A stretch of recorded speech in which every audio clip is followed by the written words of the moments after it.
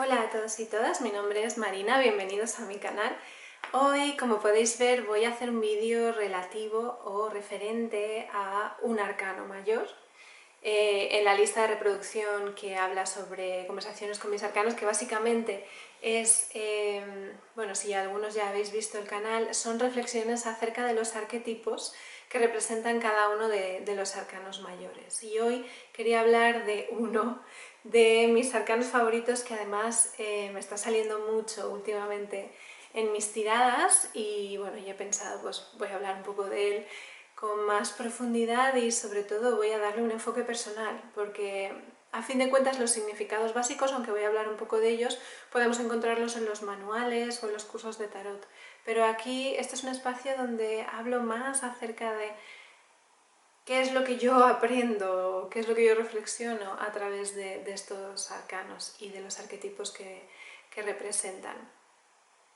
Hoy traigo el arcano número 9, que es el ermitaño o el eremita. De hecho, en muchas barajas, especialmente en las barajas italianas de los siglo XIX, aparece más que como el ermitaño, como el eremita. Un eremita es alguien que se retira del mundo, que se aparta del mundo para vivir en soledad, normalmente dedicado a la reflexión, a la oración, incluso a una vida con cierta dosis de sacrificio. Creo que fue San Jerónimo, uno de los santos del catolicismo que se dedicó a este tipo de vida. Es una vida asceta, básicamente, para encontrar en cierto modo la verdad.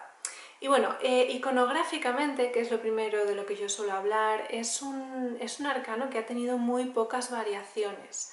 Así como sí que vemos que hay muchas diferencias, a lo mejor, en la iconografía que aparecen en barajas italianas, por ejemplo del siglo XIV, que son las primeras, posteriormente en el tarot de Marsella y finalmente en el Rider-Waite y otras barajas del siglo XIX con la inclusión de un montón de elementos ocultistas, muchos de estos arquetipos se modifican iconográficamente. ¿Esto qué significa? Que tienen una apariencia muy distinta a la que tenía en las barajas originales, o al menos en las barajas que se conservan de tarot. En el caso del eremita o del ermitaño hay muy poca variación iconográfica. En el caso del tarot de Marsella, que es el que yo suelo trabajar, o este canal, digamos, que potencia mucho esta baraja, aparece la única variedad respecto a otros que os mostraré a continuación, son los colores de las vestiduras del anciano. Es un anciano, como veis, que lleva ropajes pesados con una capa. En este caso no se le ven los pies. En otras figuras, en el Rider-Waite sí que se le ve el pie, en algunas barajas italianas también se le ven los pies, suele ir descalzo, suele llevar sandalias, aquí no se le ven. Y bueno, tiene unos ropajes azul, verde, amarillo y rojo, que suelen ser los colores principales del tarot de Marsella. Lleva un bastón y un candil delante digamos, de su visión para iluminarse, ¿no? Esta es la representación iconográfica del ermita, es decir, o del ermitaño, no hay más, ¿vale? Esto es lo que vemos, ¿no? Cuando nos aparece en una tirada, ¿qué suele representar este arquetipo? Bueno, pues como ya sabemos, lo que nos pide es contención, profundidad, un trabajo de análisis interior o ir hacia adentro, ¿no? Cuando el ermitaño aparece, principalmente lo que nos está diciendo es añade profundidad a la situación, tienes que ir más allá, tienes que ir a buscar qué hay más allá de todo esto que preguntas, de todas estas circunstancias, ¿no? Es un trabajo de retiro, de aislarse un poco de lo superficial, de las opiniones de los demás, del ruido externo, para ir a escucharnos a nosotros mismos, nuestra propia verdad, nuestros propios valores, para ir a ver realmente cuál es el kit de la cuestión. También es una carta que puede pedir privacidad, puede pedir prudencia, puede pedir momentos de reflexión, momentos de pausa, donde dice, bueno, ahora mismo necesitas alejarte, estar tranquilo, pensar sobre todo esto, llegar a una conclusión por ti mismo. Muchas veces El eremita o el ermitaño también es una figura, y esto se habla poco, que nos habla de encuentra tus propios valores. Estas figuras solían retirarse del mundo porque tenían una visión muy particular de la realidad. Querían eliminar todo aquello que resultaba superficial o que podía distraer, digamos, a la esencia del alma para concentrarse en un viaje interior, un viaje espiritual que era un poco como podar, ¿no? Como ir al hueso, como ir a lo esencial de la vida para entender, para comprender. Entonces a veces cuando nos aparece también puede ser una carta que nos dice busca tu propia voz aquí, busca tus propios valores, encuentra cuál es tu posición ante esta situación que vienes a preguntarme, ¿no? Otra cosa que puede significar es que nos hable de la aparición de un maestro, de alguien sabio, ¿no? El eremita o el ermitaño es una figura anciana. Invariablemente en todas las barajas aparece una figura de cierta edad, no aparece un joven, no aparece un adulto de mediana edad, aparece un anciano con su barba blanca, con sus atributos de alguien que ha transitado por la vida y por tanto tiene cierta sabiduría. Muchas veces nos dice, puede aparecer alguien, un maestro, que te ayude o te acompañe en este proceso por el que me preguntas. También puede ser que tú seas el maestro de alguien, guía a alguien, ¿no? Y también puede ser, y esto es muy interesante, a ver, esto no se suele como hablar mucho, ¿no? Pero es como que te dice, aprende a discernir qué es lo verdaderamente importante, no es necesario aparentar, ¿no? No es necesario, ¿cómo decirlo? Si tú tienes que liderar a otros, ¿no? Que es lo que estábamos diciendo, no hagas ostentación de ello. Sé una figura tranquila, observadora, discreta. Da tu consejo o tu punto de vista desde un lugar ponderado, desde un lugar tranquilo, sin proyectar mucho tu personalidad sobre la situación en caso de que alguien venga a pedirte consejo. Hay veces también que en la tirada nos puede estar diciendo, bueno, estás metido en un cacao, ve a buscar a esa persona sabia que conoces, ve a buscar a esa persona ponderada, objetiva, que siempre te va a dar un buen consejo, que siempre te va a decir, te va a escuchar y te va a decir algo que va a ampliar tu punto de vista, ¿no? Es como busca a esa persona, a la persona más sabia, ¿no? que conozcas. Bueno, en general lo que nos dice es profundiza, busca profundidad, aíslate de lo superficial, haz un trabajo interno. Y por supuesto ilumina con el farol, ¿no? Esas sombras que todavía no conoces pero que tienes que ir hasta ellas, ¿no? Para observarlas, para iluminarlas, para ver qué es lo que son realmente. Este eremita o este ermitaño camina con un bastón, es relevante. Para ir a esos lugares oscuros, a esos lugares donde todavía no se ve exactamente qué sucede, para ir a las profundidades, bajo tierra, esta figura no va a oscuras, no va a ciegas, lleva un farol y lleva un bastón. El bastón lo mantiene en contacto con la realidad, con la tierra, va tanteando, va pisando en cada lugar, ¿no? Donde debe pisar, le ayuda a mantener el equilibrio, a no desconectarse de lo real. La luz, la linterna, sin embargo, lo que nos dice es ilumina todo eso que todavía no ves, ¿no? Va con esa luz a darle visión o darle realmente la forma real a todas esas sombras que todavía no percibimos. La carta del ermitaño, yo siempre hago una comparativa con su carta inmediatamente anterior e inmediatamente posterior.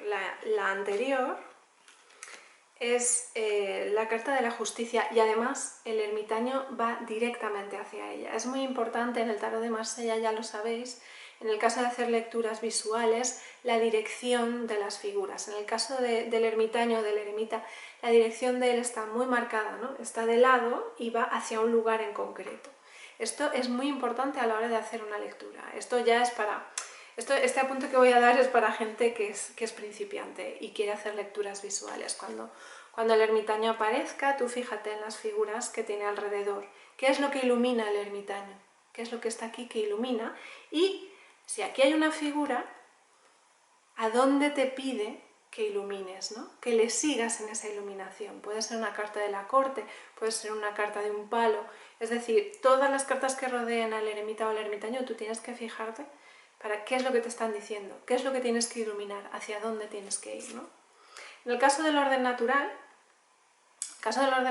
en el tarot de Marsella, ya sabemos que en el Rider-Waite la justicia y la fuerza fueron intercambiadas de lugar por cuestiones astrológicas. Pero bueno, en el tarot de Marsella, en las barajas tradicionales, más tradicionales, la justicia está aquí, está en el número 8 y nos mira de frente, ¿no?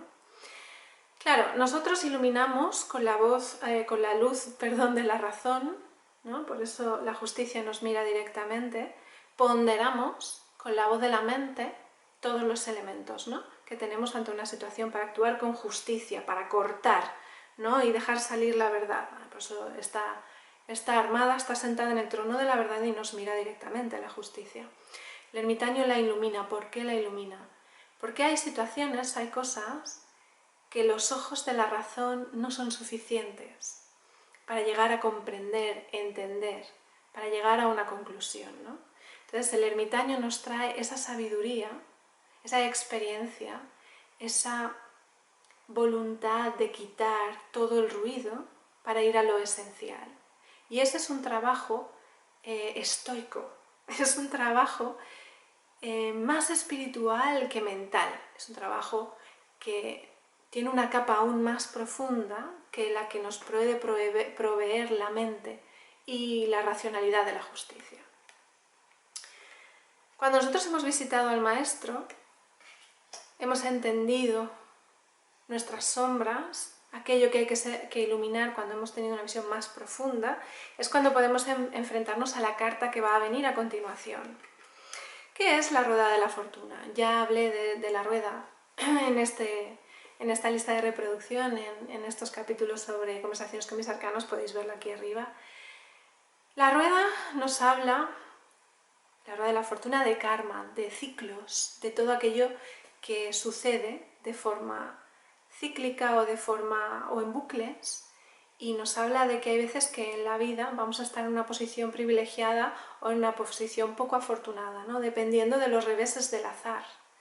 La rueda de la fortuna también nos puede hablar de aquello que nosotros siempre repetimos porque no cambiamos el patrón.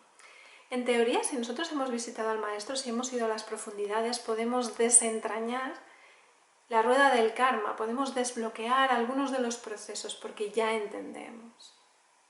Es decir, ya hemos iluminado con esa luz del ermitaño parte de su caos, ¿no? En el caso del Rider-Waite, que es la baraja con la que suelo compararlo, como podéis ver, iconográficamente no hay mucha diferencia, ¿no? En el caso del eremita, que aquí específicamente es el ermitaño, vemos una figura sobriamente vestida de gris que está situada en la cumbre de una montaña y con una posición o una actitud reflexiva y recogida, con una linterna que en su interior tiene una estrella de 6 puntas, ilumina frente de sí. El fondo es como una especie de gris azulado, es como muy sobrio, no hay nubes u otros elementos que sí que pueden aparecer en otras cartas del Rider-Waite, que aparecen pájaros o nubes que también hacen alusión al movimiento. Aquí no hay nada, aquí es un estado completamente neutral, ¿no? de silencio, de recogimiento. A sus pies aparecen un montón de cumbres nevadas, es decir, él se encuentra en lo alto de una cima. ¿Qué pasa con esto? El eremita o el ermitaño, el significado que tiene en el Rider-Waite es igual que en el de Marsella, pero hay un elemento interesante. Primero es que tienes en el farol no tiene una vela o una lumbre, sino tiene una estrella de 6 puntas. La estrella de 6 puntas en la alquimia solía ser un símbolo de unión entre los elementos del agua y de la tierra, es decir, la unión de dos triángulos equiláteros, uno hacia arriba y otro hacia abajo, que nos venían a hablar de la unión de contrarios. En el siglo XIV, en Praga, la comunidad judía empezó a introducir este elemento alquímico en algunos de los símbolos de sus representaciones religiosas. En 1890, esta estrella de 6 puntas pasó a formar parte oficial, digamos, de la cultura judía y, bueno, y actualmente es la estrella de David. Pero en el caso de esta carta nos habla más de la estrella alquímica, de la estrella donde se unen contrarios, ¿no? Donde el fuego y el agua, la tierra y el cielo, que aparentemente son opuestos, pueden encontrar una complementariedad, es decir, pueden trabajar juntos.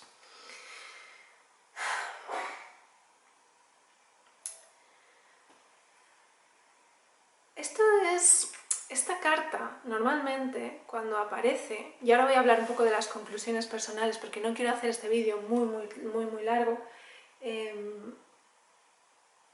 hoy en día, aparte de visitar al maestro, busca a alguien que tenga una visión ponderada, profundiza, aíslate, también puede estar diciéndonos lo contrario.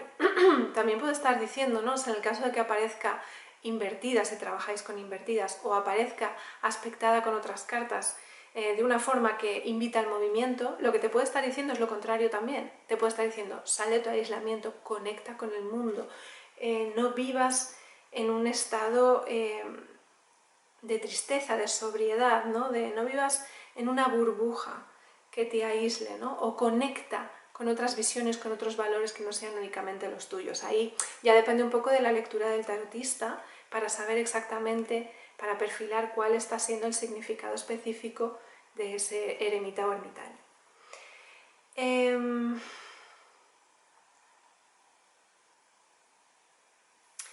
Hay aquí, quería enseñaros un par de cartas. También aparece en las barajas italianas, por ejemplo en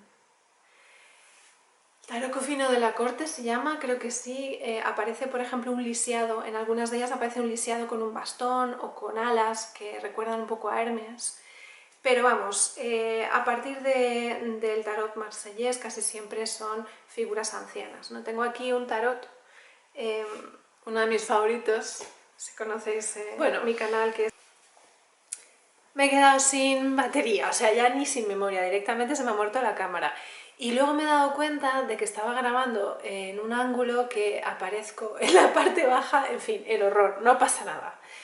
Ahora lo he corregido y la última parte del vídeo la voy a hacer así, no voy a grabar todo lo que he hecho antes. En fin, lo que os decía, que os quería enseñar un par de ermitaños o eremitas de barajas italianas del siglo XIX que a mí me gustan mucho.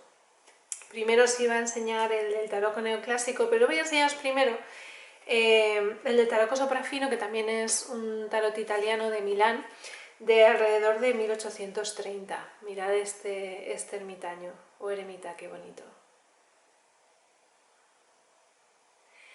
Aquí aparecen, tiene una candela y aparece en la naturaleza, aparecen más como esa visión del asceta, de aquel que se retira, ¿no? Incluso aparece con vestiduras de monje, más que, por ejemplo, como en el del tarot de Marsella, que es directamente un anciano, pero no aparece como una figura específicamente religiosa por su indumentaria. Tampoco lo hace en el Rider-Waite, o White, o whatever, porque no, aquí aparece simplemente como un anciano vestido de gris, ¿no? como una asceta, pero no necesariamente religioso. En las barajas italianas sí que aparece con una indumentaria más de monje, con las sandalias, con toda esta toga marrón, y bueno, aquí aparece con una candela, no sé si lo veis bien, posiblemente no, pero bueno, es un tarot muy bonito, Se diferencia de los tarots anteriores, en concreto el Soprafino, que este es concretamente de los Scarabeo, que es una marca muy conocida que hace reproducciones de tarots italianos en plan, no exactamente tiradas masivas, pero bueno, sí que hace tiradas bastante grandes. No estoy haciendo publicidad, ¿vale? Es simplemente que este tarot es muy bonito porque las planchas de grabado ya no eran en madera, eran en metal, entonces podían hacer muchísimos más detalles a la hora de la impresión, podían hacerse todos los pliegues, hay muchísimas más marcas de sombreado, pero bueno, esto es una cuestión técnica que a mí como historiadora del arte me gusta comentar. En el caso del tarot neoclásico, que vendría a ser de unos 20 años antes, de 1810, también está hecho con planchas. Este ermitaño, se llama el eremita, es uno de mis favoritos. Aquí aparece con un libro bajo el brazo, no sé si lo podéis ver bien, con un libro bajo el brazo y en su linterna está iluminando una serpiente. Está iluminando una serpiente. Claro, el ermitaño cuando aparece en una tirada, aparte de decirnos tienes que ir más allá, hacer un trabajo de profundidad, tienes que aislarte, tienes que quitar lo superfluo, tienes que encontrar tus propios valores, tienes que volverte sabio o tienes que recurrir a alguien que tenga esa sabiduría, esa experiencia, ¿no? Alguien que haya pasado por muchas experiencias en la vida y pueda darte esa visión. Aparte de todo esto que ya hemos comentado, también te viene a decir, ve a iluminar lo que permanece en la sombra. Ve a hacer trabajo de sombras, ¿no? El trabajo de sombras, que es un término que se utiliza mucho en nuestro mundillo, ¿no? Viene de esta expresión anglosajona shadow work, que es ir a trabajar tus sombras, ¿no? De una forma como muy superficial, lo que viene a decir es ve a visitar tus traumitas. Es decir, ve a sacar a la luz todas esas cosas que en este caso aparecen aquí, ¿no? Esta serpiente, todas estas cosas, estos dolores, estas heridas que has mantenido bajo la alfombra, bajo el tapete, ¿no? Que has ocultado o que has bloqueado, que has reprimido porque en el momento en el que sucedieron no pudiste gestionarlas o digamos que tuviste dificultad para ver cómo lo vivías, ¿no? Esto es un poco la visión, espera, voy a mover esto porque si no entra el sol en el objetivo. Esta es un poco la visión superficial del trabajo de sombras. Sin embargo, este ir a buscar la serpiente o esas cosas que se encuentran, digamos, ocultas en nuestro interior, no es únicamente cosas que nos han sucedido o acontecido. Es decir, no son cosas que nosotros tengamos reprimidas, bloqueadas, experiencias del entorno, sino también puede ser cosas nuestras, cosas que forman parte de nosotros. El otro día escuchaba a Paloma Cumplido, que es en verdad es una astróloga, no tiene nada que ver con el tarot, pero hablando sobre esto del trabajo de sombras, ella hizo una definición que me pareció muy lógica y que no era tanto ir a abrir los armarios para sacar los esqueletos del pasado, de nuestra infancia o esas experiencias, sino que hablaba más sobre nosotros mismos, ¿no? Era más un poco como el ermitaño, ese trabajo de ir hacia nosotros mismos, de replegarnos en nosotros mismos y vivir la experiencia de la vida a partir de nosotros, ¿no? Entonces, ella hacía una definición del trabajo de sombras, de qué es la sombra. Como lo tengo aquí, os lo voy a leer, ¿vale? Porque lo apunté literalmente. La sombra, o lo que nosotros llamamos sombra, es un espacio al cual relegamos un fragmento de nuestra verdad, nuestra autenticidad y nuestro ser por temor a perder la conexión, la pertenencia o el amor. Lo vuelvo a leer. Un espacio, la sombra es un espacio al cual relegamos un fragmento de nuestra verdad, nuestra autenticidad y nuestro ser por temor a perder la conexión, la pertenencia o el amor. Por tanto, el trabajo de sombras o trabajar nuestra sombra no sería tanto trabajar nuestros traumas, que también, sino también recuperar, es decir, ir a iluminar todo eso, todas esas partes de nuestra personalidad que nosotros bloqueamos, ocultamos, negamos para ser queridos, para ser aceptados, para vivir con los demás, para estar en la luz, ¿no? Entonces esa recuperación, ese ir a buscarlo, es lo que puede hacernos recuperar nuestra autenticidad. Y muchas veces eso que está oculto de nosotros mismos, también lo está para nosotros mismos. Y solo yendo a hacer ese trabajo de introspección que te pide el eremita o el ermitaño, es como nosotros podremos sacar esos fragmentos, volver a recolocarlos como parte nuestra, reconocerlos, sacarlos a la luz y de ese modo vivir de un modo más completo, más libre y más auténtico, ¿no? Ya para terminar, antes estaba mirando este ermitaño en concreto, ¿vale? Que es el ermitaño del tarot neoclásico, el que tiene la serpiente a sus pies, un poco como esa iluminación, ¿no? De la sabiduría,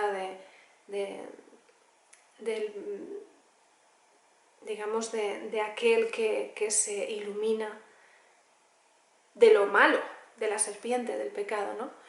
Pero al ver esa serpiente ahí a los pies, esas dos serpientes en concreto, entrelazadas a los pies del eremita, me recordó un cuento indio. Hay un cuento indio en el que un grupo de personas se dirige a la aldea, ya es de noche, noche cerrada, después de un día de trabajo. Vuelven por el camino principal y uno de ellos tropieza con algo, ¿no? Y al mirar en la oscuridad, no van iluminados, ven como una forma y dicen, Dios mío, es una forma alargada, es una serpiente. Dicen, hay una serpiente en el camino, es la más grande que hemos visto nunca, porque tenía una forma así como muy alargada, ¿no? Absolutamente atemorizados, corren a la aldea, les dicen a todos, veníamos camino a casa, nos hemos tropezado con algo que parecía una serpiente, la serpiente más grande que hemos visto nunca, está en el camino principal, total, que todo el pueblo se atemorizó. Preparó el médico, sacaron las linternas, estaban preparados como para la llegada, ¿no? de esa serpiente.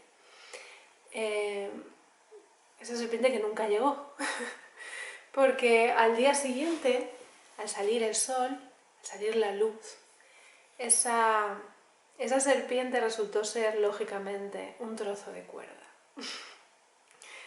que alguien había dejado en mitad del camino principal. Moraleja, sale iluminado a la noche, no es broma. No vayas por un camino oscuro de noche, podría ser una buena moraleja, pero creo que esta historia va más allá y creo que el ermitaño también va más allá. Y nos dice algo así como, eres responsable de la percepción de la realidad que te da aquello que no reconoces y no iluminas. Es decir, estas personas sacaron conclusiones sin ver, sin saber, sin ir realmente a iluminar con la luz de tu interior, de tu razón, de la lógica, o a iluminar literalmente eso que les atemorizaba. Entonces, condicionó la experiencia que vivieron. Nosotros somos responsables también de aquello que ignoramos.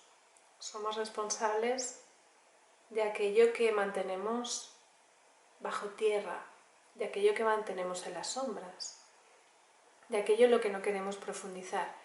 Puede ser que no estemos preparados, puede ser que ni siquiera lo sepamos, ¿no? Y hay veces que en la vida nos suceden cosas que tenemos que gestionar, ese trabajo de sombras, ese trabajo de trauma cuando es el momento. Pero también hay partes de nosotros mismos que deliberadamente están ocultas.